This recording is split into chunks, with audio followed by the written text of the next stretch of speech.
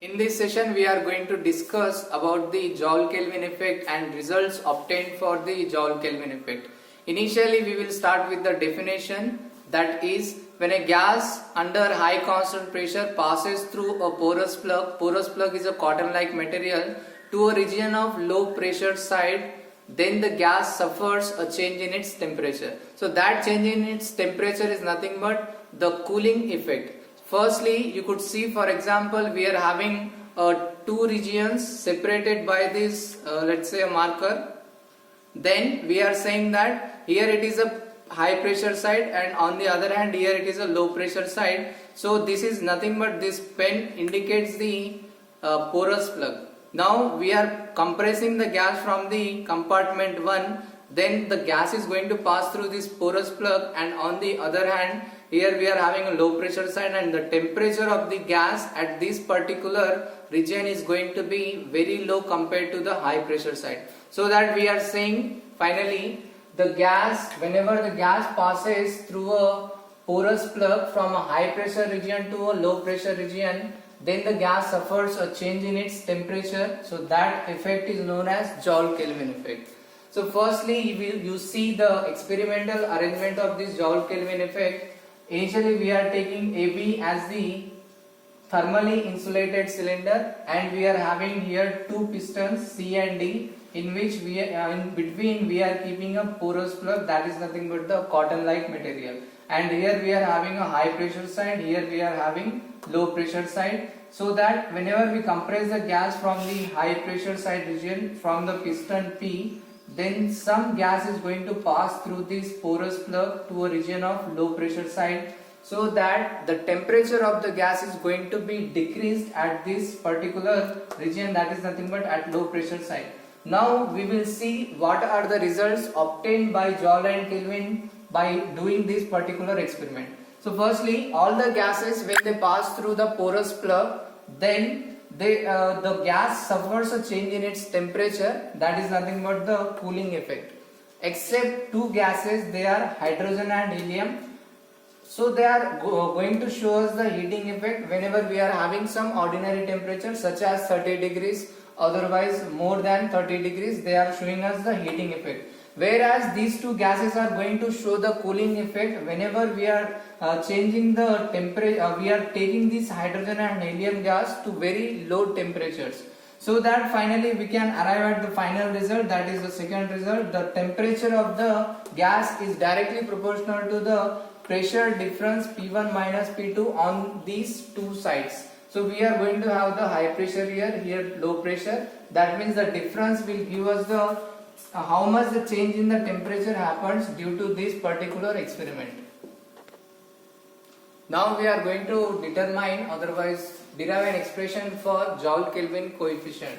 So firstly you see, when a gas suffers Joule-Kelvin effect, the total enthalpy of the gas remains constant. So the enthalpy can be written as H is equals to here constant, and then the change in this enthalpy can be written as dH, that is equals to 0.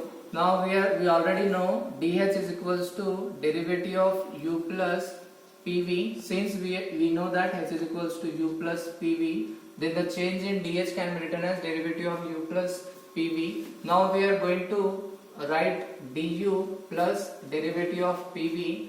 In the next these two terms can be written as, already we know from the first equation, du is equals to TdS minus PdV, and the differentiation of these two terms with respect to the each other and with respect to the UV method, then we can write PdV plus VdP, then we will cancel these two terms. Now we are left over with dH is equals to TdS plus VdP. Now we have to take the ds as a function. So now we will take the entropy as a function of P comma T, then we can write the perfect differential ds. On the right hand side we are having two variables, so partially differentiation of the taking P as a variable, then T as a constant, and taking T as a variable, then P will be a constant. So dou S divided by dou P at temperature T into dP plus dou S divided by dou T at pressure P into dt. And now we can, this is let's say equation number 2 and the equation number 1, let's say this is equation number 1. Now we need to write the ds part in the equation number 1, so that we can write dH is equals to T into dou S divided by dou P at temperature T into dP plus dou S divided by dou T at pressure P into dt plus VdP, that is equals to 0. Now you can see if we multiply this T term inside, then we can write dH is equals to T into dou S divided by dou P at temperature T into dP plus T into dou S divided by dou T at pressure P into dt plus VdP, that is equals to 0. So according to Maxwell fourth equation, we can replace this term as minus dou V by dou T at pressure P, and already we know that T into dou S is equals to dou Q. So T into dou S is equals to dou Q. From here we can write this term as dou Q divided by dou T at constant pressure P is equals to Cp. So that the first term will be dH is equals to minus T into dou V divided by dou T, so here it is dou T at pressure P into dP plus Cp into dt plus VdP, that is equals to 0.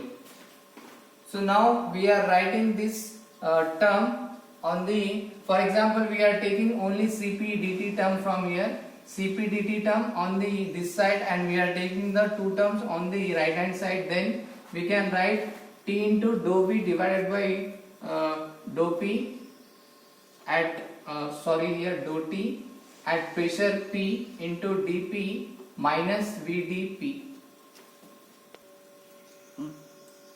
Taking dP as a common here, then Cp dt is equals to, we can write T into dou V divided by dou T at constant pressure P minus V into, here we can write dP.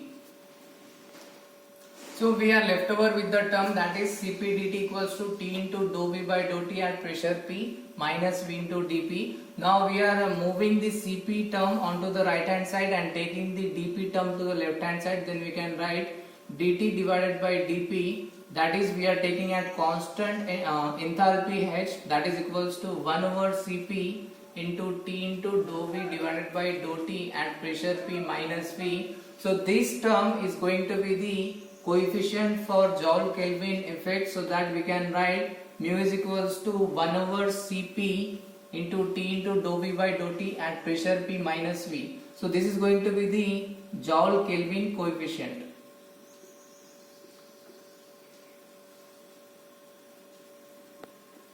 Depending on the conditions, such as if we are having the quantity dt by dP at constant enthalpy is a positive quantity, then the gas will show us the cooling effect. If dt by dP at constant H is a negative quantity, then the gas will show us the heating effect. If dt by dP at H is equals to 0, then neither cooling nor heating, and the corresponding temperature is called as the inversion temperature. We will determine the van der Waals. Now we are going to determine the Joule Kelvin effect for a perfect gas. Firstly, Joule Kelvin effect coefficient we have seen in the previous session, that is dou T by dou P at H is equals to 1 over Cp T into dou V by dou T at pressure P minus V. Now for a perfect gas, we know that for perfect gas PV equals to RT. So PV equals to RT. From here we can write P is equals to RT divided by V. Now we are going to differentiate this function with respect to T and taking P as a constant. Then we can write dou P divided by dou T at constant pressure. P is equals to RT divided by, so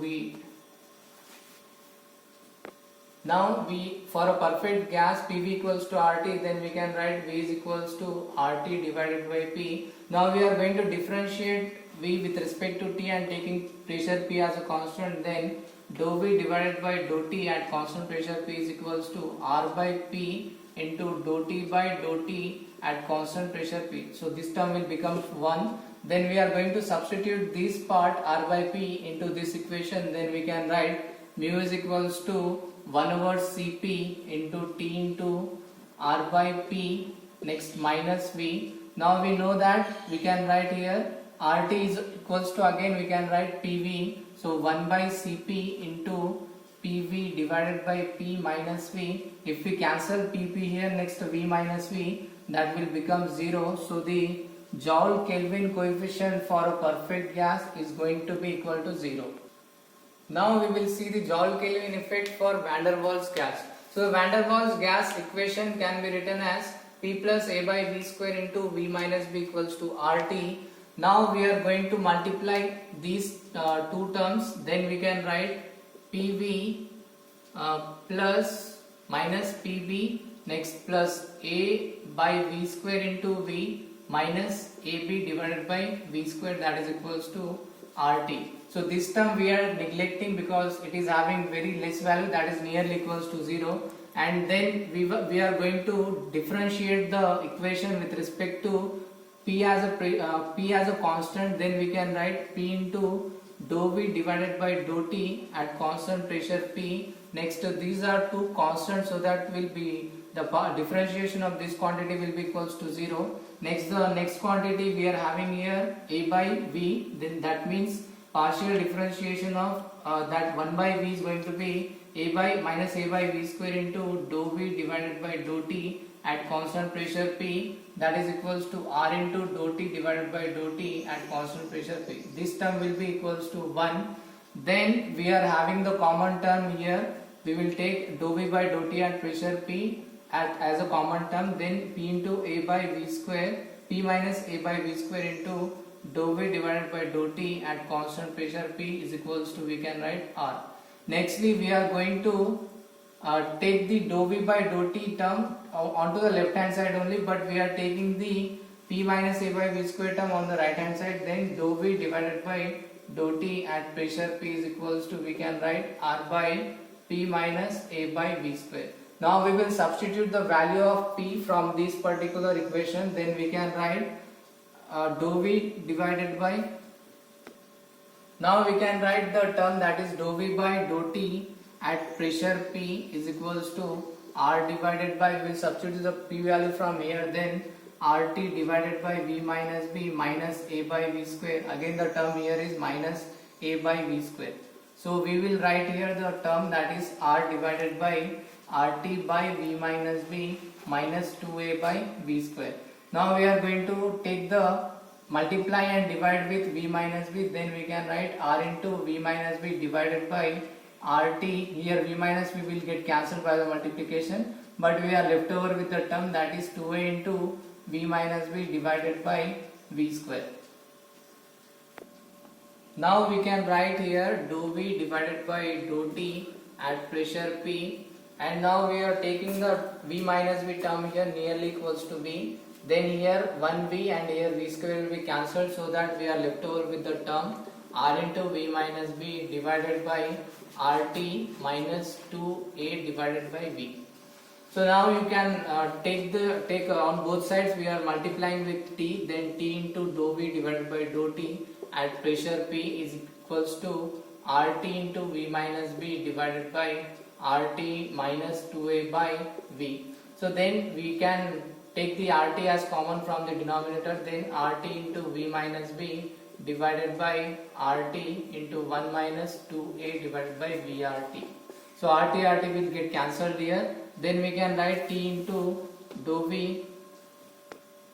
Now T into dou V divided by dou T at constant pressure P is equals to, we can write V minus B divided by 1 minus 2A by VRT. Now we are going to take the 1 minus 2A by VRT onto the upper side. Then we can write V minus B into 1 minus 2A by VRT. Now we are having the expression of 1 minus x whole power minus 1. Let's say that can be written as 1 plus x square and up to so on. But we will take only the first two values, that is nothing but 1 plus x. That means we can write 1 plus 2A by VRT here. So that will be equals to V minus B into 1 plus 2A by VRT.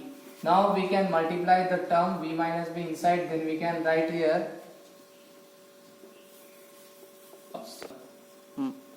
Now we are writing the term inside, then V minus B plus 2A into V minus B by VRT we could write here. Then taking the V minus B again as V, then we can write the equation, that is V minus B plus 2A into V by VRT. So VB will get cancelled here. Finally we can write here the term, that is V minus B plus 2A by RT, that is nothing but equal to the T into dou V by dou T at constant pressure P. Now we are going to substitute the value from this equation into the Joule Kelvin coefficient. Now we are taking the V onto the left hand side, then we can write T into dou V divided by dou T at pressure P minus V is equals to 2A by RT minus V. Now we already know the Joule Kelvin coefficient was mu is equals to 1 over Cp into T into dou V divided by dou T at pressure P minus V. Now we are having the same value, that is T into dou V by dou T at P minus V value we are going to substitute as 2A by RT minus V. Then we can write mu for van der Waals gas, that is equals to 1 over Cp into 2A by RT minus B. So this is going to be the Joule Kelvin coefficient for the van der Waals gas.